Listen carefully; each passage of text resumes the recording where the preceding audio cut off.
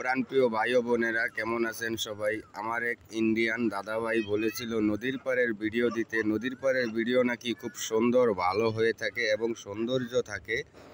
এদিক থেকে হইল যে ঢাকা কাশপুর এলাকা। এই যে একটা জাহাজ দেখেন আস্তে আস্তে যাচ্ছে, একটা নৌকা পার হচ্ছে দেখেন মানুষ সহকারে। এটাই এলাকাটা হলো নারায়ণগঞ্জ বন্দর এলাকা 2 নম্বর গেট। এখানে জাহাজ থাকে, জাহাজের মাঝে বিভিন্ন মালামাল এসে থাকে এবং আপনারা দেখতে থাকেন, আরও কিছু দেখাবো ভিডিওর মাঝে। এই চাচা মনে হয় জাহাজে থাকে, চাচাই দেখেন জাহাজের দিকে যাচ্ছে। এখানে জাহাজে অনেক লোকজন থাকে এবং জাহাজের সাথেই থাকতে হয়, কেননা জাহাজ বিভিন্ন জায়গায় যায়। সেখানে একবার গেলে 1 মাস 2 মাস 3 মাসও লেগে যায়। তার মানে জাহাজের ভিতরেই থাকতে হয় ওনাদেরকে, জাহাজে খাওয়া দাওয়া করতে হয়, জাহাজের ভিতরেই রাখতে হয়। গোসল টোসল যা আছে সব জাহাজের ভিতরেই থাকে এবং নদীর পানি দিয়েই হয়ে যায়। দেখেন আমার খালা শাক টোকাচ্ছেন। নদীর পাড়ে শাক, কোনো টাকা লাগে না, ইনশাল্লাহ ফ্রেশ, খুব সুন্দর শাক। শাক নিয়ে খাবেন বাজি করে। অনেকগুলো শাক টোকাচ্ছেন এবং লাকড়িও টোকাচ্ছেন। এই দিক থেকে দেখেন, এটা হলো যে নারায়ণগঞ্জ সিমেন্ট ফ্যাক্টরি যে এলাকা, যেটা সিমেন্ট বানানো হয়, এই সিমেন্ট দেখতে থাকেন। একটু জুম করে দেখাচ্ছি। দূরে তো অনেক, যার কারণে জুম করে দেখালাম। এটা হলো সিমেন্ট ফ্যাক্টরি।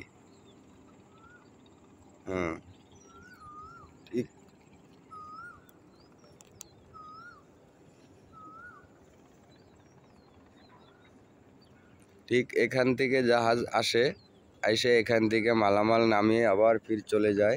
এখান দিয়েও যাওয়া যায়।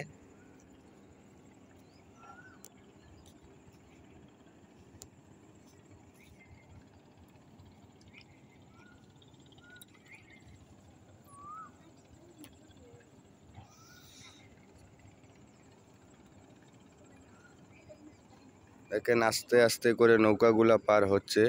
কিছুক্ষণ ভয়েসটা বন্ধ রাখলাম, সাথে লোক আছে। আমার সাথে ঘুরতে লোক চলে আসছে। দেখেন ভিডিও বানাতে কিন্তু অনেক কষ্ট হয় এবং অনেক ধৈর্য লাগে। যদি আপনারা সম্পূর্ণ ভিডিওটা না দেখেন, সম্পূর্ণ না বুঝেন, তাহলে কি কমেন্টস করবেন? আমি সবাইকে অনুরোধ করব সম্পূর্ণ ভিডিও দেখে ভিডিও রিলেটিভ গঠনমূলক কমেন্টস করবেন।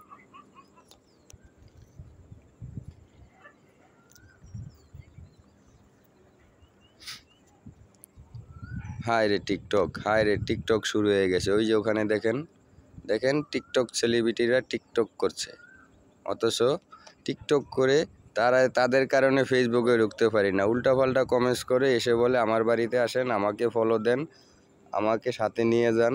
এসব করলে কি আর এগানো যাবে?